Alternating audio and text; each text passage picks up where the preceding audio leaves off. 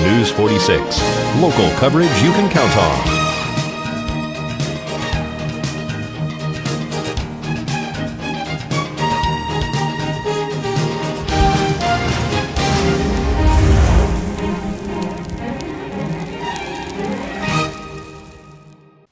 Coming to you straight from God's Glory Word, wishing you a Merry Christmas and a very prosperous New Year.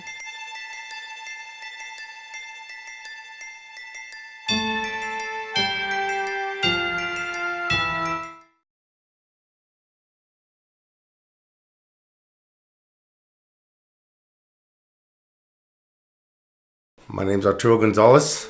I am a substance abuse counselor here at Westcare. I deal with male clients, in some cases with women. I do have co-ed groups. I also deal with adolescents as well.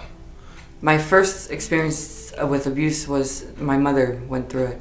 I've seen her all my life since I've lived with her. The husband that she was with abused her. They got into fights all the time.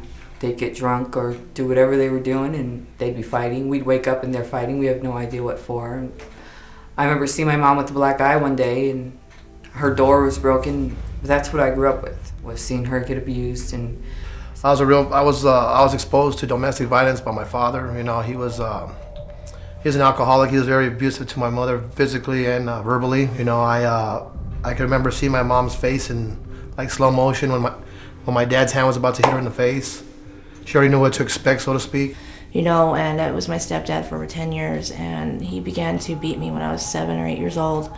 He'd throw me into windows. He had pinned me up against the corner in my room. I couldn't, you know, I was like a prisoner in my own bedroom. The only time I was allowed out was to go to school and come home. In an alcoholic environment. My stepfather drank for many years.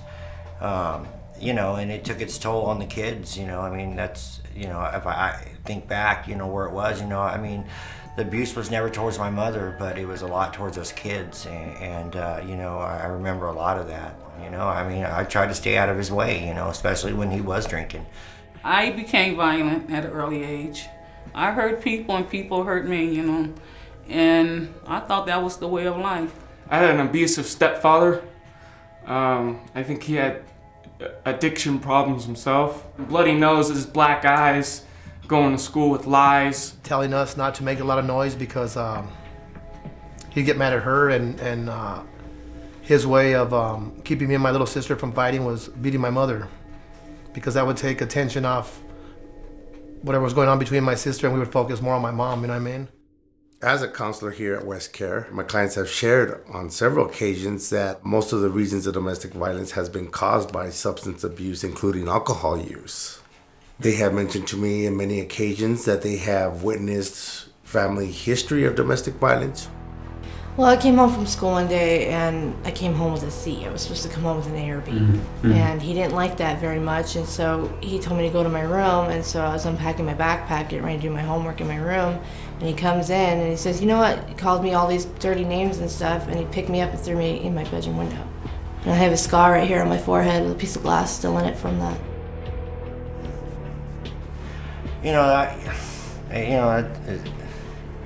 it's just a raw subject, you know, when you think about, you know, how you were abused, you know, right from wrong. We learn that when we're a kid, right from wrong, and sometimes our parents beat it into us. She got to a point where she was actually, like, her hair was falling out and stuff, you know, from being so nervous and, you know, things like that. And I thought a lot of times it killed my father. I grew up watching my brothers, their relationships with their girlfriends, wives, or whatever, very violent. They used to beat them to where they couldn't walk, talk, anything. It gave me a complex, I guess you could say, you know what I mean? Sure. Of fear all the time. Sure. And then, you know, I remember him telling me, if you go out of the yard, I'm gonna bust your ass. And his thing was either he was a mechanic, take a radiator hose off the radiator and beat your ass with that, or depending on the circumstance of how bad I was, it was going to be a switch, which is a limb off a tree. And the worse I was, the more limber it was, the more greener it was, and he wouldn't stop beating me until it broke. You know, so it wasn't too bad, it'd be more brittle. Right. But if it was really bad, he'd take the leaves off and they could hit you here, but get hit over here too, you know. But he used to tell me, it's going to make you more of a man. Right. But like I said, he didn't break me. And he broke my spirit, which is even, I'd rather have a broke back and not be able to walk than someone break my spirit. Main cause of domestic violence is when people are under the influences of narcotics. They have also shared that when they are unable to obtain their drug of choice, they find themselves very agitated, very angry at people, which also contributes to a lot of the domestic violence in the family issues as well.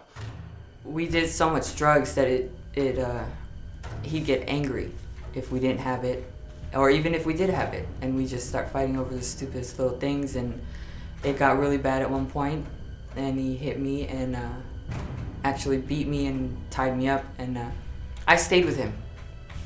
But every time he hit me, because he'd also choke me out, and every time he'd do something, I'd think of what my mom went through, something that I was more comfortable with. Well, she went through it with it, might as well stick with it.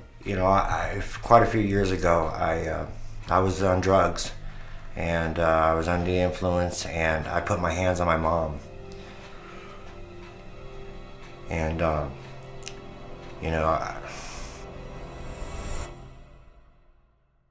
the lack of coping skills.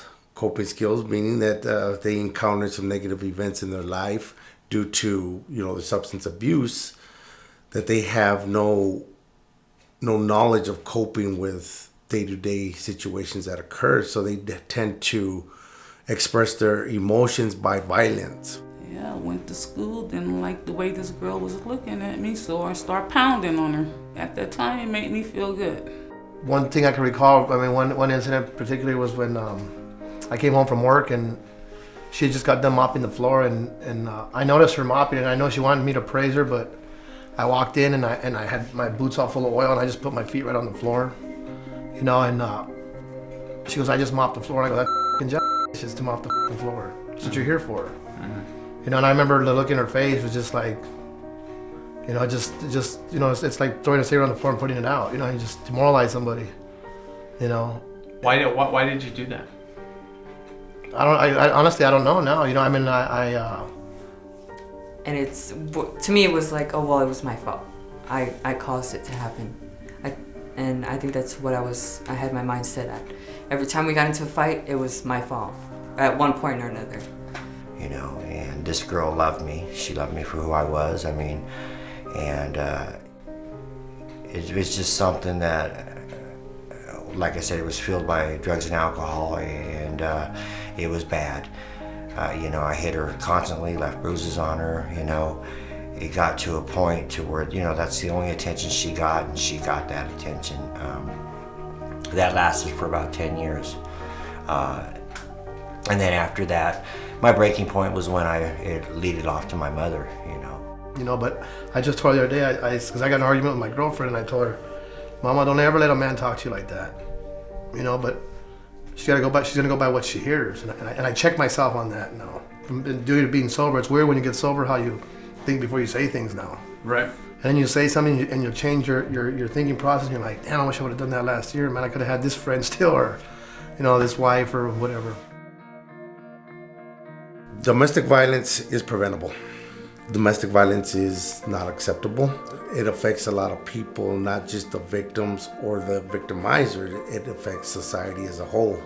When I finally realized and opened my eyes, I found the help that I needed, and that was in Westcare and the AA program and the NA program. Drug court saved part of my life too. Between coming here to Westcare and having the help of the courts and going to self-help meetings, they give you a lot of ammunition. Today I'm a better person because of what the Narcotics Anonymous program has given me and what Westcare itself has given me. I don't have to go and deal with these things the way I used to. But the good thing about it is I seeked help, and here in Pahrump they had the help I need. Today I live a clean life. I'm married, got 4 kids, and I do not verbally abuse them. I do not physically abuse them. I do not mentally abuse them. If you have that question in your head, why am I still here? Why am I still living my life the way I am? Only you can think about what you can do to change it. You can only help yourself first in order to get the help.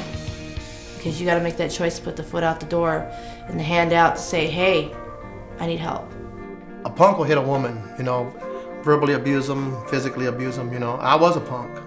These places actually saved my life, you know what I mean? If you're in an abusive relationship or around an abusive environment, get away as soon as possible.